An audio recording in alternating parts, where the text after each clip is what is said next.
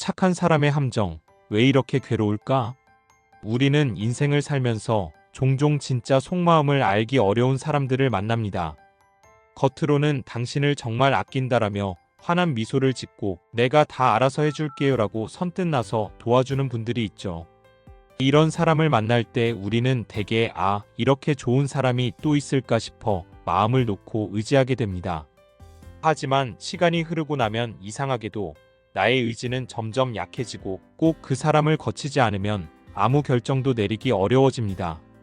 나중에는 내가 언제 그렇게 말했느냐고 딱 잡아떼거나 내가 빚이라도 진 것처럼 부담을 느끼게 만드는 방식으로 압박해 오기도 하죠. 그렇다면 왜 이런 일이 벌어지는 걸까요?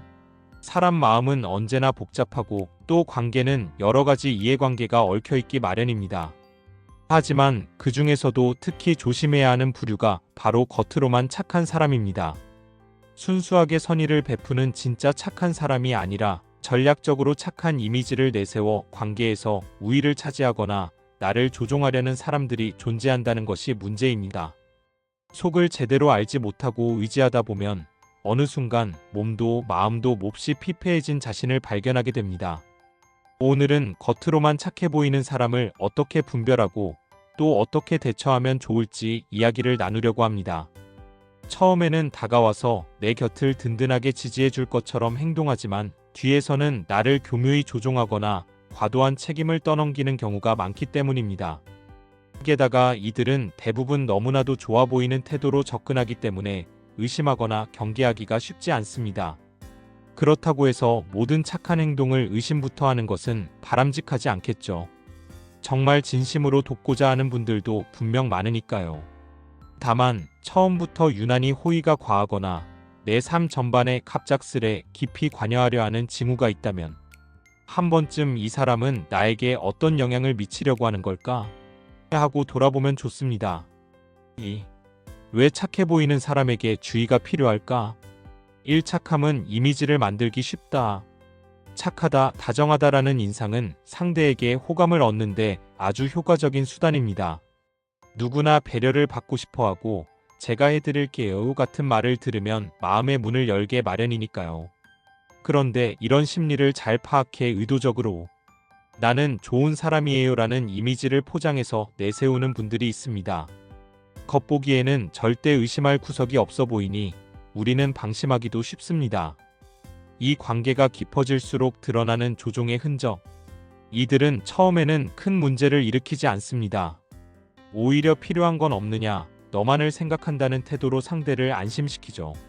그러다 시간이 지나 어느 정도 신뢰를 쌓으면 슬쩍슬쩍 내 결정이나 선택에 간섭하기 시작합니다. 나중에는 내가 다 너를 위한 거였는데 라는 말로 책임을 떠넘기거나 내가 이렇게 도와줬잖아 라며 의무감과 죄책감을 심어놓는 경우가 많습니다. 삼착한 태도가 방심을 유도하기 때문에 문제는 정말 보기에 너무 좋다는 겁니다. 험한 말을 하는 것도 아니고 늘 순한 미소에 친절한 말투를 구사하니 대놓고 경계하기가 어렵습니다. 주변 사람들도 저 사람 나쁜 사람 아니야, 실수했겠지라며 되려 두둔해주는 경우가 생깁니다. 결국 피해자가 본격적으로 심리적 고통을 겪게 된 뒤에서야 처음부터 이렇게 하려고 작정했던 거였구나 라고 깨닫게 됩니다. 뒤늦게 깨닫는 데서 오는 후폭풍. 만약 이미 그 사람을 너무 많이 믿었고 나의 중요한 결정들까지 위임해 왔다면 어떨까요? 뒤늦게 관계를 정리하려 해도 이미 얽힌 부분이 많아 쉽지 않습니다. 때로는 가족관계나 금전적인 문제까지 엮여있기 때문에 나 스스로 심각하게 소진된 뒤에서야 겨우 벗어나게 됩니다. 그래서 처음부터 작은 신호를 캐치하고 필요하다면 적당한 거리를 두는 것이 중요합니다. 3. 꼭 피해야 할 착한 사람들의 5가지 숨은 신호. 이제 구체적으로 살펴볼까요? 착한 척을 잘하는 사람들이 내보이는 전형적인 행동 패턴 5가지를 정리해 보겠습니다. 물론 모든 경우가 여기에 해당한다고 단정할 수는 없지만 이런 특징을 여러 번 반복적으로 보인다면 경계를 늦추지 않는 것이 좋습니다. 3-1 지나치게 나의 선택에 관여하는 사람. 너를 위해서 하는 말이야. 나는 내가 조금 더 안전한 길을 갔으면 좋겠어. 내가 보기에는 그쪽보다는 이쪽이 나처럼 조언해주는 것 자체는 문제가 없어 보입니다. 누구든 친구나 지인에게 좋은 길을 권할 수 있으니까요. 문제는 강요와 통제로 이어질 때, 하지만 자꾸 내 선택을 틀렸다고 강조하고 심지어 내가 독립적으로 결정을 내릴 수 있는 기회를 빼앗아 버린다면요. 연애 상대나 직장, 취미 생활까지 일일이 간섭하며 오로지 자기 틀 안에 들어오길 바라기도 합니다. 난 다 너를 위하는 거야 라는 말 뒤에 숨은 의도. 너무 착해 보이니 그래, 이 사람은 다 좋은 마음에서 이러는 거겠지라고 넘기다가도 언제부턴가 내 의사가 무시되는 것을 느낀다면 정신을 차려야 합니다. 이때 가장 쉽고 분명한 방법은 내가 원하는 것과 상대가 원하는 것을 구별하는 겁니다. 3-2 희생의 대가를 요구하는 사람. 처음에는 무조건적인 도움. 밤새워서 내일 도와줄게. 내가 대신해 줄 테니 넌 가만히 있어 등등. 처음에는 손해를 감수하면서까지 도와주는 모습에 감동하게 되죠. 하지만 내가 이만큼 해줬으니 넌 당연히 해줘야지. 조금 시간이 지나면 은근슬쩍 대가를 요구합니다. 직접 갚아라고 말하지 않을 때도 많습니다. 대신 내가 이 정도로 고생했으니 넌 이건 들어줘야지라는 식으로 죄책감과 책임감을 동시에 부여하죠. 악순환에 빠지기 쉬운 이유. 그렇게 한두 번 빚졌다고 느끼기 시작하면 그 뒤로는 상대가 뭘 요구해도 쉽게 거절하지 못합니다. 또 너 없으면 안 된다는 말로 의존감을 형성시키기도 하니 언제부터인가 나의 자유가 사라지는 느낌이 들게 됩니다. 3-3 비난과 위로를 섞어 나를 혼란스럽게 만드는 사람. 넌 충분히 잘할 수 있었는데 왜 못했어? 얼핏 보면 격려 같지만 사실은 내 능력을 깎아내리는 말일 수 있습니다. 내가 못해서 내가 나서는 거야 라고 하는 이중적 메시지를 전달하죠. 칭찬인지 비난인지 헷갈리는 말투. 대화가 끝나고 나면 뭔가 찜찜하고 내가 좀 부족한가? 라는 생각을 강하게 남깁니다. 결론적으로 나를 무기력하게 만들어서 상대에게 더욱 의존하게끔 하는 심리적 장치입니다. 자존감이 낮아지면 상대방의 지배력은 올라간다. 시간이 지날수록 확실히 나 혼자서는 못하는구나 라는 인식이 자리 잡으면 결국 모든 결정을 상대에게 맡기게 됩니다. 이럴 때 상대가 겉으로는 내가 늘 내 편이야 라고 말하더라도 실제 속마음은 나를 무력화함으로써 우위를 유지하려는 것일 수 있습니다. 3-4 주변 사람들을 험담하며 나만을 신뢰하게 만드는 사람. 내 친구 왜 그렇게 예의가 없니? 혹은 그 직장 동료는 참 별로더라. 내가 손해보지 않게 내가 도와줄게 같은 말.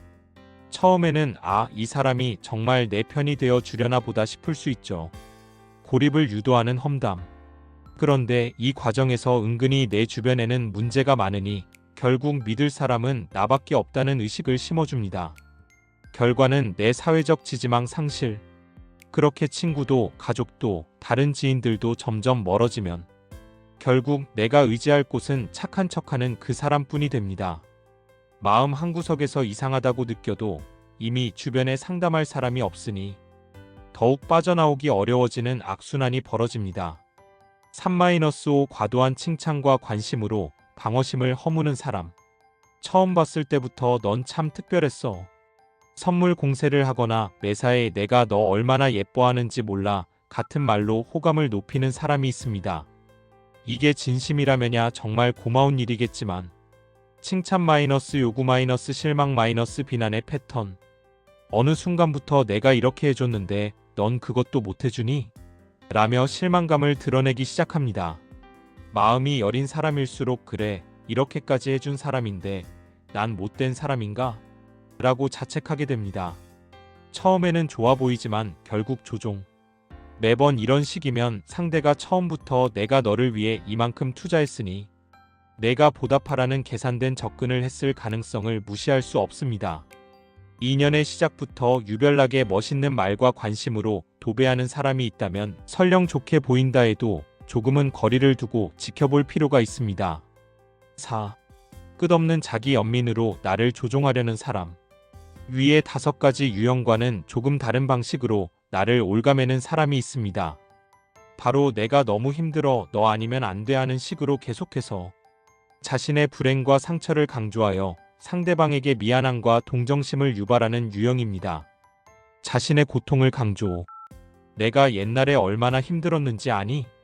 정말 죽을 뻔했다라며 자신이 겪은 상처나 고통을 굉장히 생생하고 자주 언급합니다. 구원자 역할을 부탁. 너만은 나를 이해해줘야 해. 다른 사람들은 다 날 버렸지만 넌 안 그럴 거지? 같은 말로 나에게 너는 나를 구해줘야 한다는 부담을 안기죠. 동정심이 거절을 어렵게 만든다. 이 사람을 떠나거나 무시하면 내가 너무 매정한 사람이 될 것만 같은 죄책감이 들게 만듭니다. 그래서 결국 그 사람이 하자는 대로 들어주고 요구에 응하게 되죠. 결국 어쩔 수 없이 조종당하는 상황. 남들은 그 사람 왜 그런 말만 해? 라고 이상하게 보더라도 이미 나는 그 사람의 고통을 듣고 불쌍하다는 마음이 생겨서 벗어나기 힘들어집니다. 물론 정신적으로 힘든 상황에 처해 진심으로 도움을 구하는 분들도 있습니다. 그럴 때는 함께 힘을 모으고 의지하며 회복을 돕는 것이 바람직하지요. 다만 자신의 약함만을 내세워서 끊임없이 상대방을 희생시키는 경우는 본질적으로 조종과 크게 다르지 않습니다. 동정과 연민을 통로로 상대를 붙잡아 두려는 의도가 느껴진다면 역시 경계가 필요합니다. 5.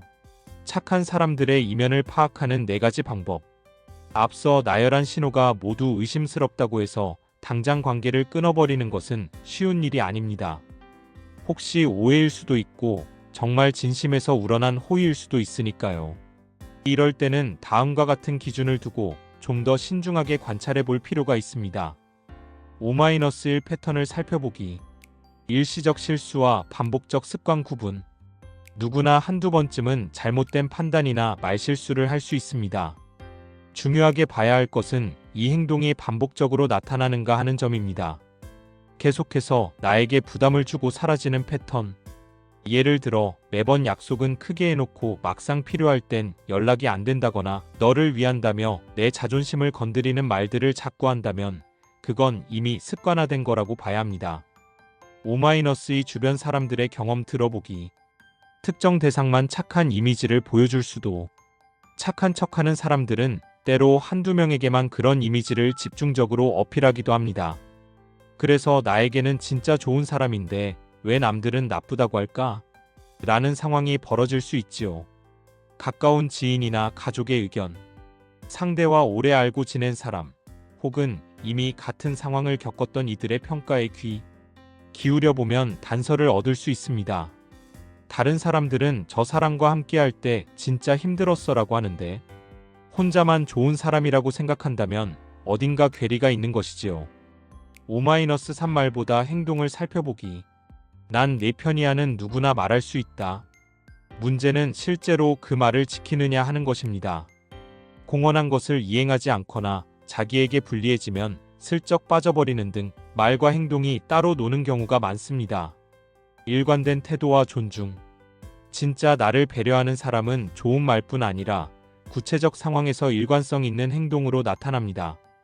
필요한 순간에 함께 책임져주고 내가 싫어하는 걸 억지로 강요하지 않죠. 5-4 내 감정을 체크하기. 가장 확실한 지표 내가 느끼는 감정. 정말 진심으로 착한 사람과 있을 때는 마음이 편안해지고 서로 도우면서도 내가 스스로 성장하고 있다는 기분이 듭니다.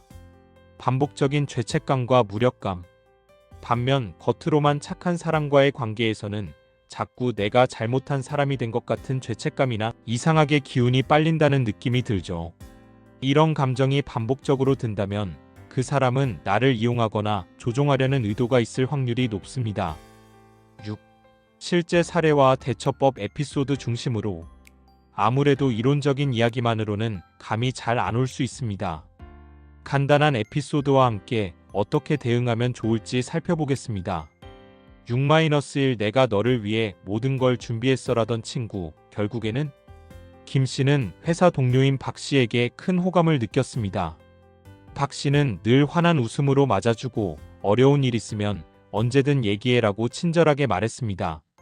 그러던 어느 날 김 씨가 새로운 프로젝트를 맡아 고군분투하고 있을 때 박 씨가 내가 자료부터 정리까지 싹 다 해줄 테니 걱정 말라고 나선 것이 시작이었습니다. 김 씨는 너무 고마워서 박 씨를 더욱 신뢰하게 되었죠. 하지만 시간이 지나자 박 씨가 이 자료 내가 밤새워서 준비했으니까 너는 남아서 보고서 마무리하고 내일 아침에 제출해. 어차피 내일이니까라고 말하기 시작했습니다. 김 씨가 아직 내게는 다른 업무도 있고 밤샘이 어려운데라고 하자 박 씨는 너 이거 못하면 프로젝트 망하는 거 몰라?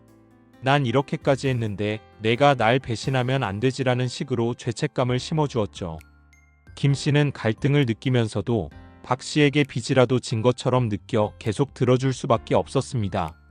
결국 몇 달이 지나고 나서야 박 씨가 도와준 것이 아니라 실질적인 부담을 떠넘기고 있었음을 깨닫고 관계를 끊으려 했습니다.